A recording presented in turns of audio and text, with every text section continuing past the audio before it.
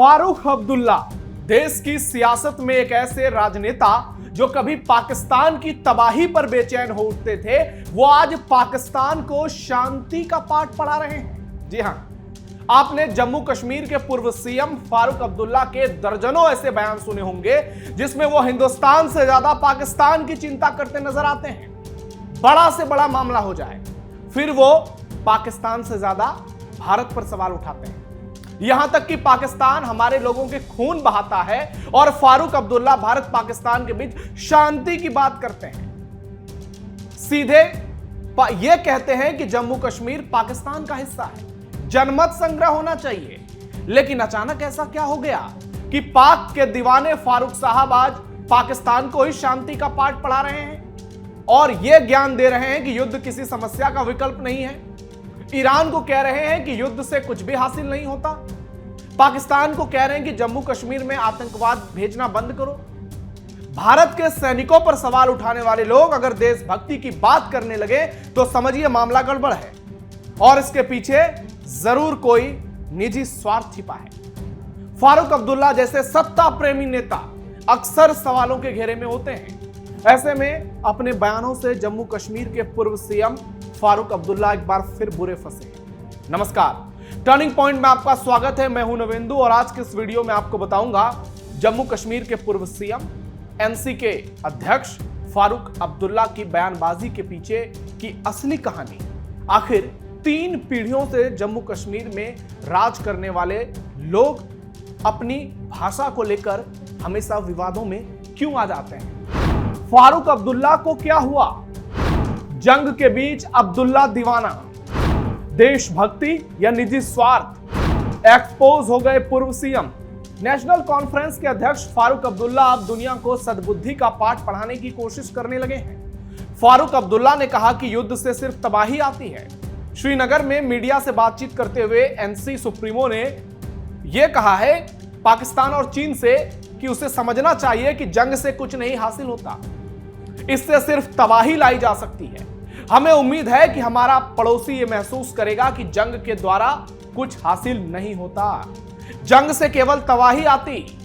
उन्हें समझना चाहिए कि बहुत लंबा समय हो चुका है और इस जंग को बंद कर देना चाहिए।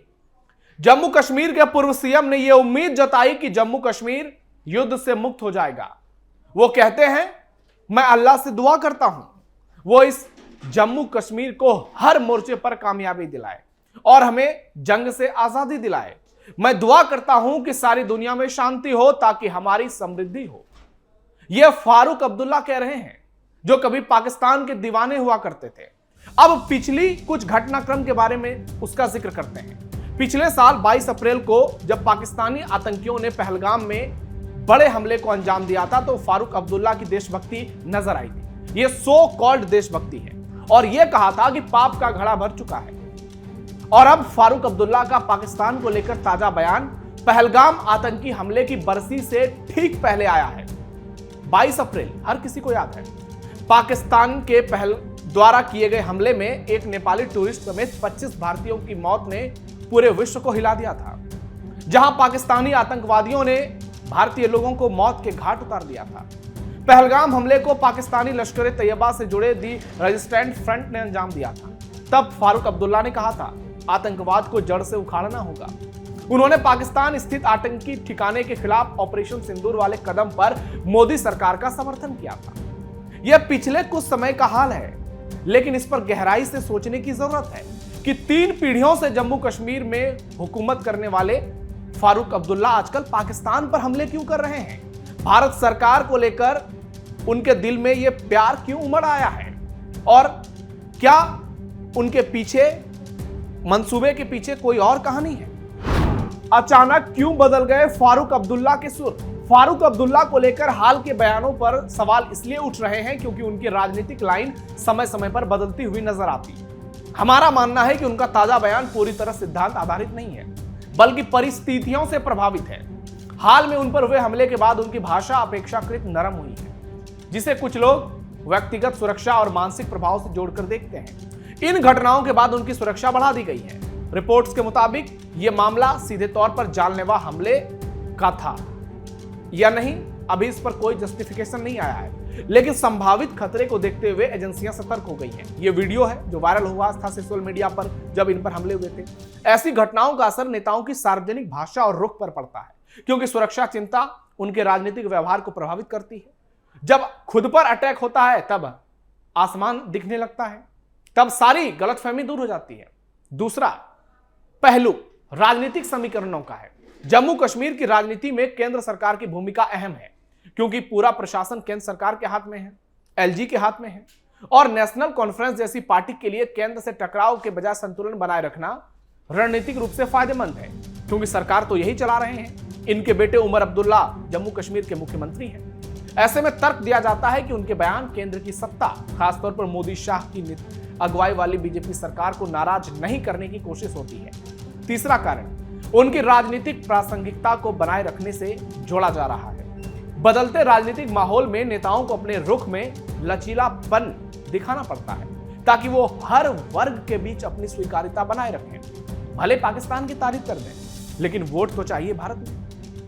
सिर्फ मुसलमानों के वोट से अब्दुल्ला सीएम नहीं बन जाएंगे, राजनीति तो भारत में करनी है। आलोचकों के मुताबिक यही कारण है कि अलग अलग मुद्दों पर उनके बयान अलग अलग समय पर विरोधाभासी लगते हैं। चाहे वो मस्जिद पर कार्रवाई का विरोध हो, पाकिस्तान के साथ बातचीत की वकालत हो, या फिर धारा 370 हटाने के समय दिए गए विवादित बयान। राजनीति में बदलती परिस्थितियों के मुताबिक रुख बदलना बेहद आम है, और बड़े से बड़े नेताओं ने ऐसा किया। लेकिन यही बदलाव कई बार दोहरी नीति की छवि को भी उजागर कर देती है, और वही हो रहा है फारूक अब्दुल्ला के साथ। फारूक अब्दुल्ला का विवादित बयानों का पुराना इतिहास। आज शांति का बात करने वाले अब्दुल्ला का इतिहास उठाकर देखा जाए तो सिर्फ विवादों से भरा है। आपको उनके कुछ शर्मनाक बयान के बारे में बताते हैं। पाकिस्तान से बातचीत पर यह जोर देने वाले लोग, इन्होंने कहा था कश्मीर मुद्दे का हल भारत पाकिस्तान बातचीत से ही निकालेगा, चाहे हालात कितने भी खराब क्यों ना हो। भारत के लोगों ने इसे पाकिस्तान के प्रति नरम रुख और भारत के खिलाफ बयानबाजी बताया। कई बार इन्होंने पाकिस्तान से शांति और भारत से शांति की अपील की। कहा भारत सरकार को कि बात करो पाकिस्तान से, वो हमारे लोगों को मारे, और ये बेशर्म लोग पाकिस्तान से बातचीत की वकालत करते हैं। उसके अलावा पीओके पर बयान। ये फारूक अब्दुल्ला, इन्होंने कहा था पीओके पाकिस्तान का हिस्सा है और भारत उसे नहीं ले सकता। इस बयान पर तो पूरे भारत में जबरदस्त बवाल हुआ था। फिर आर्टिकल 370 हटाने पर बयानबाजी की और कहा कि यह फैसला सही नहीं है। इन्होंने जमकर आलोचना की, इसे कश्मीर के साथ अन्याय बता दिया, कश्मीरियों के साथ अन्याय बता दिया। चीन का जिक्र किया। एक इंटरव्यू में कहा 370 हटाने के पीछे चीन का भी प्रभाव था और कश्मीर मुद्दा इंटरनेशनल बन सकता है। इस बयान को लेकर भी हर तरफ इनकी आलोचना हुई। कश्मीर में जनमत संग्रह कराने की बात करती। आप सोचिए, हमारे देश का अभिन्न हिस्सा जम्मू कश्मीर, उसको लेकर ये जनमत संग्रह करने की बात करते हैं और फिर पत्थरबाजों का समर्थन करते हैं। तो ऐसे लोगों का बेनकाब होना जरूरी है।